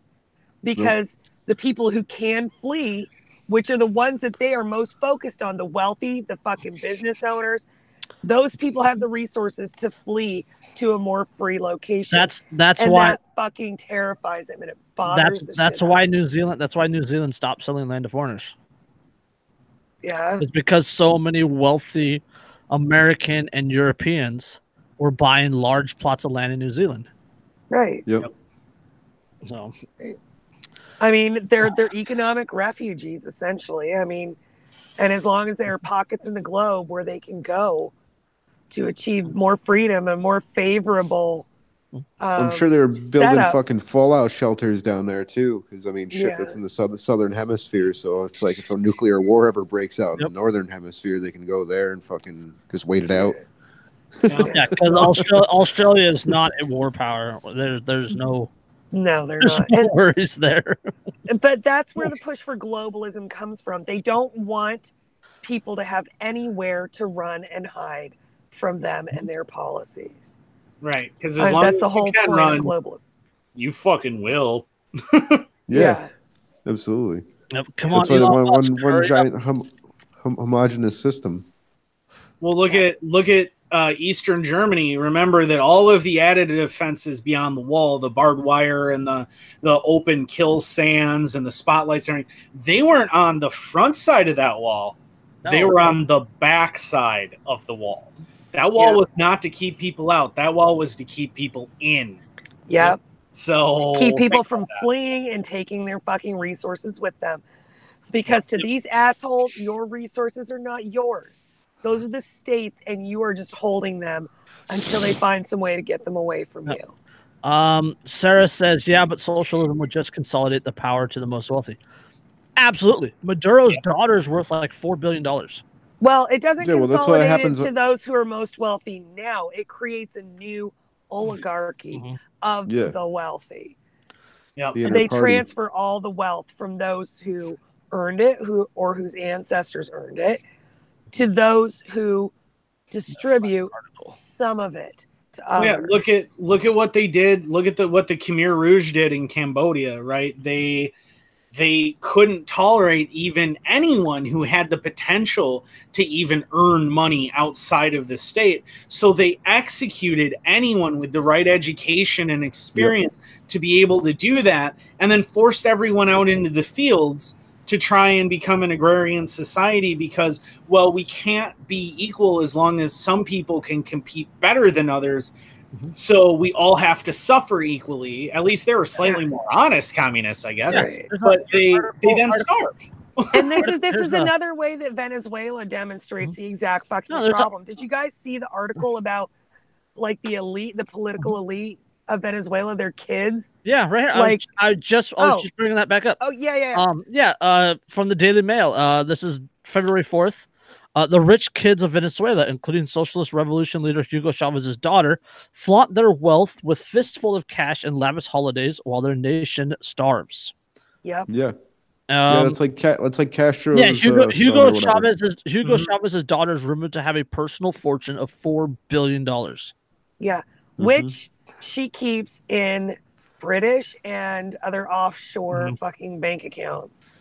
Of course. Well, yeah, because she doesn't keep it in bolivars, because boy, would that be useless. Yeah, seriously. I have 4 billion bolivars. Okay, here's a pack of gum. Yeah. No shit. Fucking sad. Yeah. But I mean, that right there. That is what happens with socialism and what happens with communism. Is, I mean, look at every single country that's ever done it. You saw the same thing in China. Did Mao wind up living in a hut somewhere? She's pretty cute though. Just saying. Yeah. Well, she is Venezuelan. If you've seen Venezuelan women, ha ha. Oh, but Dominican, yeah, I mean, Honduran. Socialism is always about the most, the rhetoric is always about the most virtuous among us will help us decide how society's resources are going to be allocated. The problem is there is no such thing as the most virtuous among us. Every human being is driven by self-fucking interest. Every single human being. And so what happens when you give self-interested human beings that kind of fucking power, they end up with all of your nation's wealth, and the citizens end up with fucking none of it. Starving in the streets while these assholes are staying at the fucking Ritz-Carlton for a month at a fucking The stepsons of President Nicolas Maduro, I'm not going to try to pronounce these guys' last names, have been blowing through thousands of dollars on hotel stays. Can I just say, though, those guys are kind of fucking hot. Like, the they got the equivalent of body. monthly wages of 2,000 Venezuelans. Yep. Wow. Yeah, because what do they care? They can blow through all the money in the world because what happened when you went communist and Venezuela, I mean, remember, with as poor as they are, everybody's got to remember they were the richest country in Central America. Yeah, they were jailed in 2017 for 18 after they each got caught trying to smuggle $20 million worth of cocaine into the US via Yeah. It's not my cocaine, it belongs to the CIA. Yeah. But those guys, they are well fed. You got a picture of them, Jason? Because they are well fed and those boys work out. I'm just saying. Yeah, it showed them at some festival or something in their swim trunks or something like that. And they're, I mean, well, everybody else, they are not starving.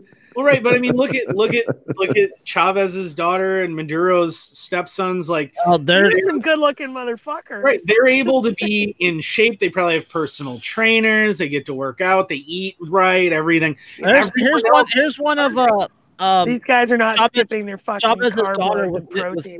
Picture taken with Nicki Minaj. Mm-hmm. So, here, that's Maduro's stepsons. Yeah, see? What did I say? Yeah, it's some sort of... calm down. Yeah. It's pretty to look at. I just don't want to touch it. Yeah, no shit. Yeah. All right, how about from one dumb politician to another? Yep, we'll jump from Dan's girl to we're almost at the end of our time. My girl. From Dan's girl to Derek's dude. Yeah. North Koreans ordered to produce impossible amount of human maneuver every day to save agriculture. Don't call him my dude. North Korean dictator Kim Jong-un has commanded every citizen right through my phone. North Korean dictator Mr. Derek Claus has commanded every citizen to turn over an impossible 200 pounds of human manure a day for fertilizer in an effort to revitalize the communist country's struggling agriculture. We had a house full of boys, and if we included the dogs, we couldn't even turn over that much. I mean, especially if you're in North Korea and starving. What? Yeah, right? Yeah. You kind of need food to fuel that. The country's leader first made agriculture the forefront of the economic recovery during the New Year's address. This led to mass mobilization of the population to fulfill the government's wishes and ensure that human manure quotas are met. If the people don't meet their daily quotas, they have to supply over 600 pounds of compost or livestock manure, according to Radio Free Asia. God bless communism. Quota. Right? Yeah. Quote, the entire population has been mobilized to produce manure as a first major task of the year, a source told the outlet. Quote, the authorities in each local region task factories, institutions, and citizen groups with assigning production quotas to each individual. Oh my God. If you're really constipated. I'm just saying. Yeah, hold on. Okay. Quote, they are demanding that maybe I can't shit under pressure. Do you ever think about that? Yeah. Quote, they are demanding that each person performance produce 100 kilograms of human feces per day, or about 3 tons per month. My God. Small. How on earth do they think this happens? You can't even eat that volume of food. For one person, 3 tons of human food. Okay. The absurdly high quotas are forcing the people to either collect the human manure in cold or pay cash to others for the manure. Oh my God. Hey, you want to buy some of my shit? What kind of shit you got? Literally. Yeah. Literally. Yeah, literally. We don't mean that the way the drug dealers on the streets of New York mean it. Yeah, right. Like... Yo, man, I got some shit for sale. Oh my God. What the hell? Top shelf, man. Yeah, this is quality shit. All of those people with Crohn's disease now I see a black market opportunity. I was just gonna say Start smuggling literal shit into North Korea. Holy shit. Quote, authorities are encouraging people to produce more manure, stressing that it provides a vital boost to the agricultural front and thereby the socialist movement in general. I mean, realistically, what falls out of Osario Cortez's mouth would probably help that quota a little bit. Yeah, we should just fucking open her up and point when you shit, it produces greenhouse gases. So I think that would be against her new Green Deal. Holy She opens her mouth, she produces fucking greenhouse gases. Exactly. She's just fucking manure by the pile. Okay. People are angry, criticizing the regime for deliberately setting the quota so high to force people to pay cash, then claiming it's for agricultural production. Quote, cash payments exceed the value of the manure that actually ends up being delivered. So people are saying the regime is just using the quota as means to collect more money from the citizens. Oh gosh, color me surprised. You mean the communist regime that's demanding people shit X amount per day? Shocker. Farming so that people don't starve might in fact actually be corrupt. I mean, how big of a step is it from here to like demanding that when your loved ones die, you consign their body to the state for fertilizer? Like, they can't afford to let any fucking form of fertilizer slip through their fingers. So, you know, like anything or anybody that dies has to fucking, they're government property now, their bodies. They're just going to be fucking put at the bottom of corn stalks like fish. About to happen. Well, actually, it's not a biohazard because if you compost human feces, you have to compost it. But if you compost it, you will actually be fine. But you have to. Yeah, Jason and I had this discussion. Yeah.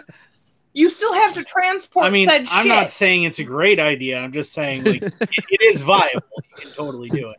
I get that if you have the infrastructure, and I doubt North Korea does. Yeah, you would need, because you do need to compost it, because if you don't, it's actually completely useless. You're literally just burying turds in the dirt. That's all you're doing. That helps nothing at all, ever. It's gotta be composted.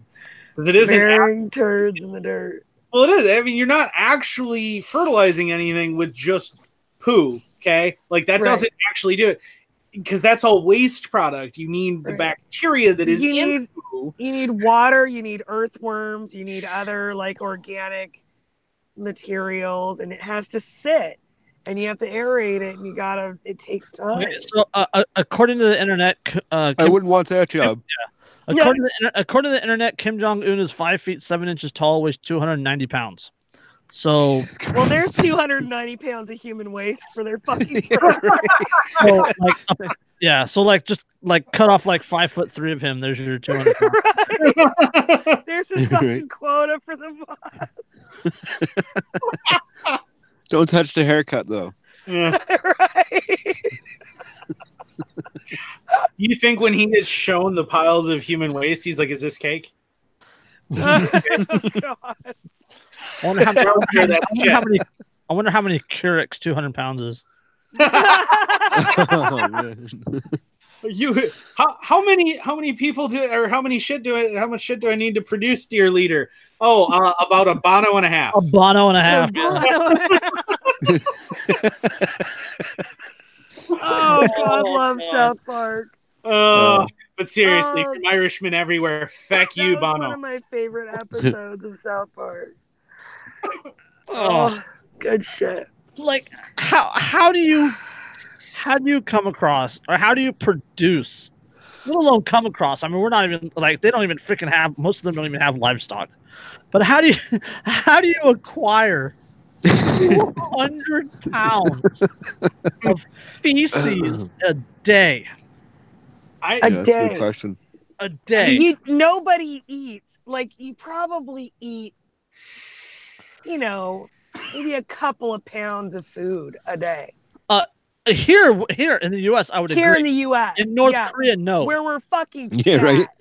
Yeah. Here in the U.S., where we're fat and we waste food and everybody's got a pantry full of it, we still eat maybe, the average person might eat somewhere between 2 and 5 pounds of food a day. There it is. All right. An adult African elephant can produce up to 300 pounds of dung each day. a fucking elephant. So they're asking them to produce on the equivalent of an elephant worth of shit per day while starving. Yeah. Yeah. Now, is this per person or The magic leaps of household? communism. Per person. That makes perfect sense. Per person per day. The average Okay, whereas a giraffe will poop up to 75 pounds a day. The average human being in, at least in the United States, I love that you guys are fucking Googling this right now. I tell you what, the NSA is very confused by me currently. I love it.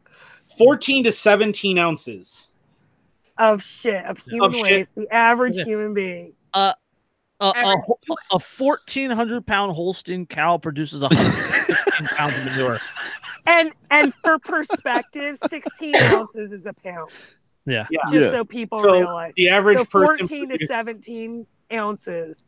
So somewhere in the range of 1 pound of shit per day. Yeah.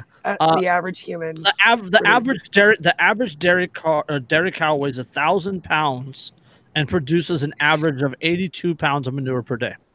Yeah. So you need 2.5 cows. I just can't. And again, not all of us poop every day. I'm just saying. Right. Really got to work on your fiber intake. You know what? My doctor says as long as it doesn't change drastically, like all of a sudden either I'm pooping every day or I'm pooping like only once a week, as long as it doesn't change, they're okay with it.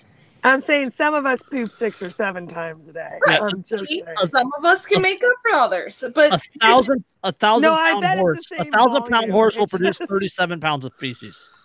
So you need 2 cows and a horse to even come close. 2 cows and a horse. So it's gonna take both. This sounds like the solution to the fucking Green New Deal.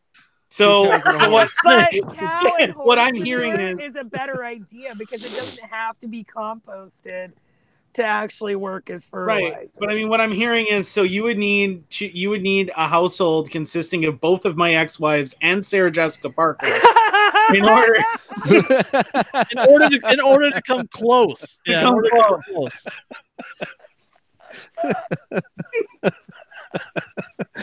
That's ridiculous. I don't like your exes, but damn, that was low. Savage AF, Andrew. I hope she's watching. I do. Fuck you, bitch. Both of them? Yeah, both of them. So you need 2 cows and a horse, or if we want to like put that in simplest terms, 1 Amy Schumer might do.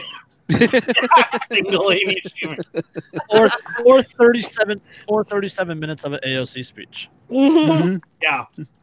Exactly. Oh my god. I mean, if the average person produces just over a pound per day, that means if everybody is eating regularly, that quota per person requires an entire small North Korean village to produce quota for 1 person. Right.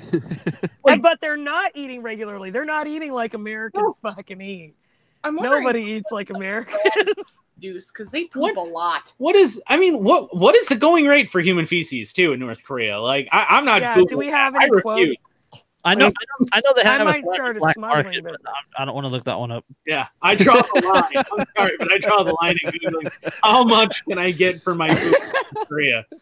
Now I've got. I don't have a lot of scruples. There's one there. We found our top. We've been talking a lot of shit tonight, guys. Way more than usual.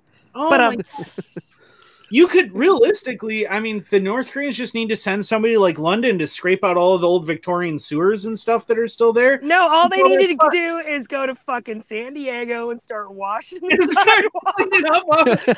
We have a solution. Yeah, right. We have a solution. Import all San Francisco shit to North Korea. We're gonna start just shipping it. We can just start, just have the homeless people like, hey, North Korean relief collection boxes. Look, there are places in America that struggle with sanitation loads. Seriously, there's a win-win in here somewhere for everybody. All right. There's got to be a win-win here for everybody. We got sanitation departments here that can just fucking load the shit up on container ships. All they need to do is send a couple of North Koreans to San Francisco and they can scrape the sidewalk. Right. There's gonna become like some North Korean gang that's gonna start doing that. Like they'll be collecting it and smuggling it into North Korea. That's some high quality shit. Just so people can meet their government mandated fucking astronomical quotas. There's North Korean shit in balloons. Fucking dime bags full. The good news is you don't have to shove it up your ass to smuggle it. Right.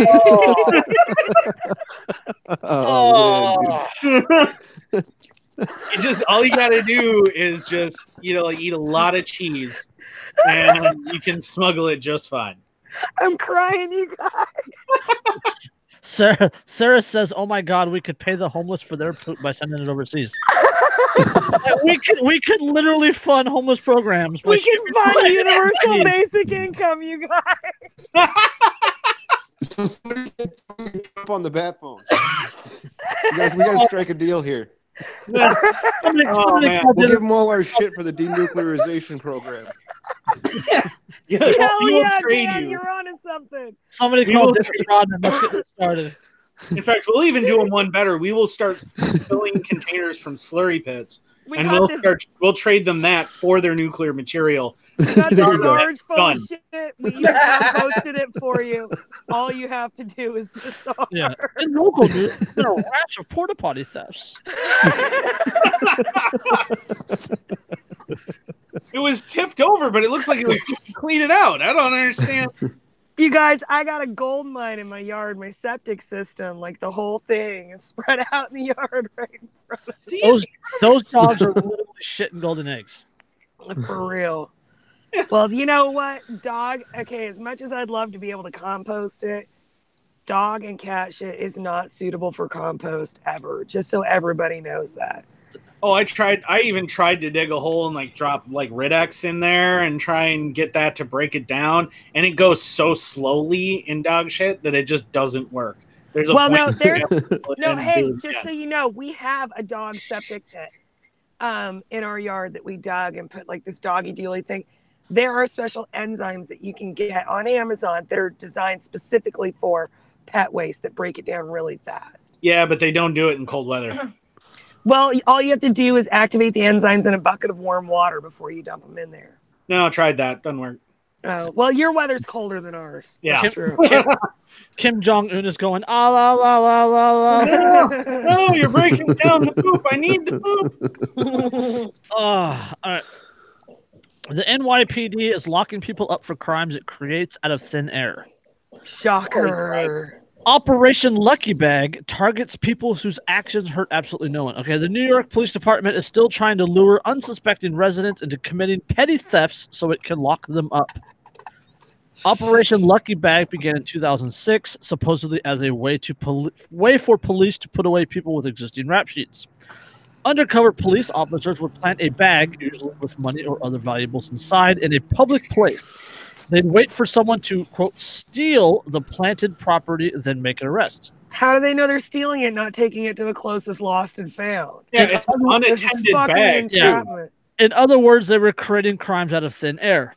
Finders, keepers, losers, weepers, bitches. If indeed they were crimes at all. Under state law, people who find property worth more than $20 have 10 days to either return it to the owner or give it up to police. Yeah, they have 10 days, so you can't arrest them. I haven't broken any laws yet. Yeah, unsurprisingly, the practice drew controversy. In 2013, several people adversely affected by Operation Lucky Bag filed a class action lawsuit against the NYPD. The following September, two sides reached a settlement. The police clarified that, quote, a person picking up property that they found... my phone just... Hold on. A person picking up property that they found cannot be charged with larceny simply because they failed to return the property to a police officer who was located near the site at the time the property was found. Arrest can be made if there is, quote, a separation of any valuables from the rest of the property, i.e. a person taking the cash out of the planted bag and discards the bag. If, quote, a larceny by trespassing,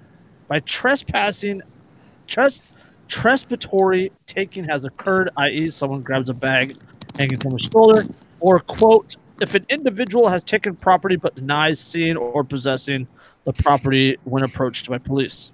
Now let's put this in perspective. This is New York.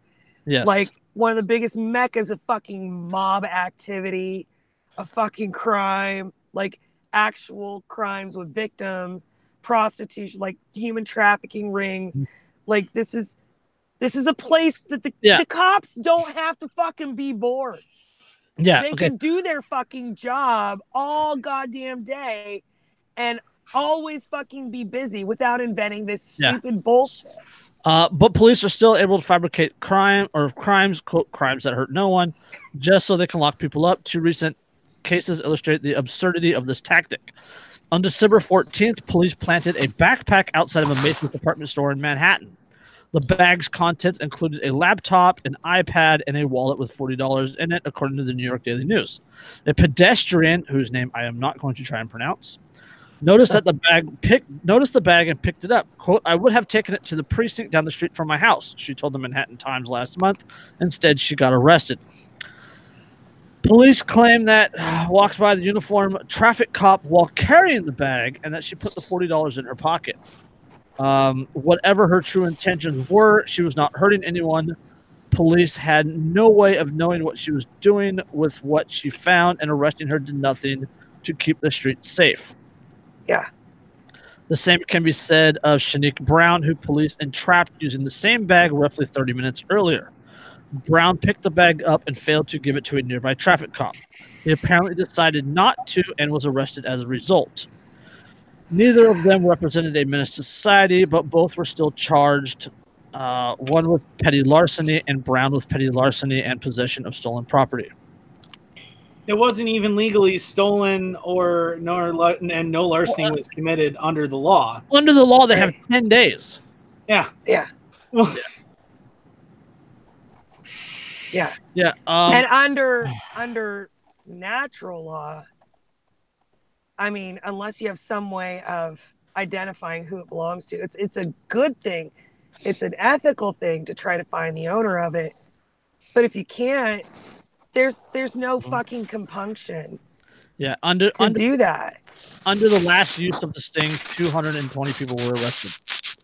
220 people, right, for not actually breaking a law, but picking up found property and walking away with it. Right. And I mean, to put that in perspective, I used to work in a casino, and one time the security spotted a $50 bill on the ground. And so they had a security guard stand next to it because a lady was standing by it and wanted to pick it up. And when they realized that the person who had dropped it on the security cameras had left the casino, they told the lady, all right, well, it's yours. Because as soon as they figured out it wasn't the casino's money, they let her have it. Right. Like, so I just want to point out, a casino let them go, well, finders keepers, I guess. Yeah, it sounds like little kid shit, but finders fucking keepers. I mean, if you find something and you have no way to know whose it is, I mean, it's yours. I mean, the people fucking... It sucks when people lose things, but shit, keep better track of your stuff. And I mean, this is in New York City where they average like almost 200 murders a year. Yeah. Yeah. And you want to sit there and tell me that somehow it's worthwhile to go up how many unsolved murders, bag. how many unsolved rapes, how many unsolved real thefts like burglaries, people breaking into other people's homes. Yeah. I mean, this is what they choose to spend fucking resources on. Yeah, they're New York's total property crime, which is actual theft, motor vehicle theft, burglary, and apparently not including property statistics. Not including property crimes committed by the state. Right, but their private property crimes total about 1,500 a year. Yeah.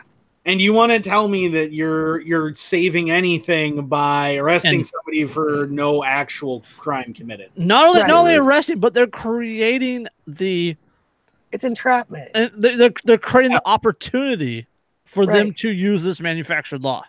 Yeah. Yep. Entrapment. I thought entrapment was illegal. It's supposed to be. Yeah, but since when did But police they follow the law? investigated themselves and found they did nothing wrong. Yeah, exactly. Oh, Like, no. who's It's for your to freedom. enforce the law against the people that enforce the Yeah, law? they are the law. God damn it, Lindsay. Fair enough. Fair Not the enough. program. Haven't you seen Judge Dredd? They are the law. They are the law. Yeah. Respect my daughter. You know what they need? They need to get in some chairs and sit in front of people's stores. Computer chairs. Just wait for apologies. Computer chairs. I saw you pick up that bag that I intentionally left for somebody to pick up. Yeah. Yeah. You do it. I expect an apology. You disrespected me, God damn it. Entrapment is defined as the act of tricking someone into committing a crime in order to secure their prosecution. Which is literally what this is. Yes. Yeah. What's funny is, at least here in Wisconsin, I know that the cops can't even sit outside the bars, watch you get into the vehicle. Yeah, And then they're pull not you even. over. Yeah, they're not even allowed to wait for you to get into the vehicle. They have to go elsewhere. Otherwise, it's still considered entrapment by a state Supreme Court rule. And actually, even according to like with trying to pull somebody over for speeding, they cannot Race up on your tail without your lights on. on your tail, and they also must have their running lights on. Even Here's a pro tip. Carry a bottle of vodka in your car. And when the cop pulls you over, just chug wait it until they can see you and chug it. Yeah. Chug it right in front of them. Get out of the car and then chug it. They can't prove that you were driving while you were drunk. Because the breathalyzer won't work. I suppose. It's completely ruined now. And the blood test would be fucked too. Yeah, exactly. Yeah. They can't prove it anymore. No. Just get out of your car, throw your keys on the side of the road, and chug that fucking vodka. What now, bitch? They can't prove shit. I mean, to be fair, your car still gets towed. No, how are they going to tow your car? The best they can do is, do you have somebody to come get this? Yeah, totally. And then you bust out your phone and call somebody. Yeah, to I'll come call my buddy. Yep. And they'll bring another friend, and we'll get my car back to my house. Boom. I win. Yep. Done. All right, one more quick one. The governor of New Jersey signed the law that increases the minimum wage by 70%. Gas stations by law cannot raise the prices on gas. They are also required by law to have attendants there to pump people's gas. Yep. So no more gas stations in New Jersey. Oh no, they're gonna have to learn how to pump their gas on their own. We saw how bad it's still illegal in New Jersey. Yeah, that's illegal. illegal. They're gonna have to fix that. Otherwise, the lawmakers aren't gonna have. You're the talking lawmakers about were already New talking Jersey, about that. Lindsay. It doesn't have to make sense. That's It's fair. New Jersey. New Jersey. That's been the theme of I'm sorry, tonight's entire show. Being told I've been using logic way too much at work in my own personal life. You shouldn't have read my book, Lindsay. I know. Never what happens. read my book. Dare I? Quote, local gas station owners testified before that they cannot sustain employees and keep their businesses open without bringing in self-serving gas. Yeah. Yeah, and that was didn't some lawmakers say something about, well, my concern is now people have to pump their own gas. The NERC, which is a strange prohibition on customers pumping their own fuel. The 1949 law was passed to enact for public safety reasons, but it was probably an attempt to curb competition when self-serve stations were still a novel. There's no plans to scrap the antiquated rule. Even though everyone else is starting to. Oregon just finally did it. Yeah. Well, Oregon did it mostly for like rural locations and in certain, like in the evenings and at night, so people could still have access. Fiasco that happened after that. Oh my God, the memes from that were so good. I think I got one where it's like somebody putting gas into a plastic bag and it says, meanwhile in Oregon. Right. I don't understand how this is supposed to work. I mean, I grew up there, but I go back there to visit and, and I'm driving my mom's Escalade or whatever, and I go to get gas and I start hopping out of my car and people look at me so fucking weird. And I'm like, I'm sorry, I forgot. I haven't lived here since 2001. I've been pumping my own gas without lighting myself on fire, believe it or not, since 2001. Are you kidding? I can remember growing up seeing people literally smoking cigarettes as they filled their tanks, and guess what happened? Right? Nothing. Nothing. Talking on cell phones. It doesn't work like it does in the movies. Yeah. No, well, I mean the gas fumes theoretically. Like in Zoolander. Yeah, a freak gasoline fight accident. Jeez. Who would have predicted? Well, I think we're about out of time, you guys. Yeah. Yeah. Yep. I feel like we should mark it down. Derica's the one reminding us that we need to get off the phone. Well, Derica was also the last one here this time. Yeah. And she was late because we waited for her. I was a little bit. I had to go pump my own fucking gas. Excuse me. Oh, savage. All the people from your home state are going, teach me your ways. Yeah, for real. I should hold a fucking seminar. I gotta go over there for my people from Jersey used to come here. August. People from Jersey used to come here and shit like during the summertime and ask me to like pump their Like if gas you're when I in worked at the gas Washington station. at a gas station, you can spot the fucking Oregonians because they're the ones that pull up to the pump and sit in their car and fucking sit and sit and sit, and they're waiting for somebody to come and help them. And sooner or later, it occurs to them that they're in Washington and they get their ass out and figure out how to pump their own gas. I watched a girl pull up the other day in a pink Volkswagen Beetle up to the pump. Like on the pump was on the left side of her car, and the gas store was on the right side of her car. Yeah. And she tried for 15 minutes to make the make the pump stretch. Have you seen that video? The guy that pulls up and it's a chick and it's on the wrong side, and so she circles around and turns. So the pumps are here, and she goes by, and then circles around and pulls back up. Not understanding that means at the same side. Yeah. Facing the. And she does it like 3 times. Now, here's a little public service announcement, you guys. Look at your fucking gas gauge. Look at the little arrow. There's a little arrow on your gas gauge in your dash that shows you which side of your fucking car your gas tank is on. Oh, That's not always true, Derica. Sometimes it's just the little gas pump icon, and there is no arrow. I'm sure there is. You just haven't looked hard enough. No, there's actually, gotta be vehicles that don't have it. Yeah, Porsche don't have it usually. All right. But it will at least have. Don't worry about it. According to AOC, we won't have any more fossil fuel powered vehicles. Exactly. So you won't have to worry about any we'll just have to plug it in. I really. My girl's got it handled. Or shove some vegetables into a juicer, like on the Mr. I really want to see Elon Musk just like. We're all just gonna have cows, right? Oh my god! Did you see? In between cows shitting to send to North Korea, we'll just direct their farts directly into our fucking gas. And with no more need for fossil fuels. Oh my god! Did you guys need to actually mention that to your state, and maybe we wouldn't have the taxing of your air anymore? Yeah, you won't have the poo problem. You won't have the cow fart problem. It's California. Oh my gosh! Ship it to North Korea. Holy shit! Yep, there it is. Do you guys follow Elon Musk on Twitter? No. No, I'm never on Twitter. If you do, or go on Twitter and check, he had a flirtatious comment thread with the planet Mars. Like Mars, like the planet Mars tagged him in a post. I want you on me or something, or I want you, baby. And they had a flirtatious back and forth. And Mars, the planet, sent a scandalous pic with a little kissy emoji. And it's one of the best threads I've read in a long time. Oh. Sounds like fun. Yeah, so that guy. Hey, if I wasn't Andrew and Lindsay, I want to say this before we take off.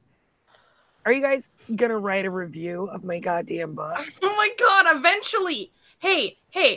We still haven't gotten through it because we've had so much other real life stuff going on. Yeah, it's true. We're moving, and by the end of next month and everything else. So. It's 22 pages. I know, but again, the first 9 pages took 5.5 hours. I know. Too much discussion, right? Yeah, pretty much. No. Right. But her book is linked in the comment or in the information, the description. I think the description, the word they use. Yep. I have 10 reviews now on Amazon, which I don't think is bad considering there's only like 47 copies in circulation. That's a pretty good return. Yeah, it is a good return. Yeah. And clearly you're rolling in the dough. obviously. Oh yeah. I make like a whopping $263 per book sold. Hey, that's good for like 409 kilograms of poop in North Korea. Yeah, it is. Probably more than that. And like maybe a couple slices of bread in Venezuela. Yeah. If you could find it. If you can, Yeah. may or may not include up to 30% sawdust. You're right. And weevils. And weevils, Definitely yeah. weevils. So, all right. On that note, I think we're out of here for the night. Well, this has been episode 54, and we'll catch you next time. You know you loved it. Peace.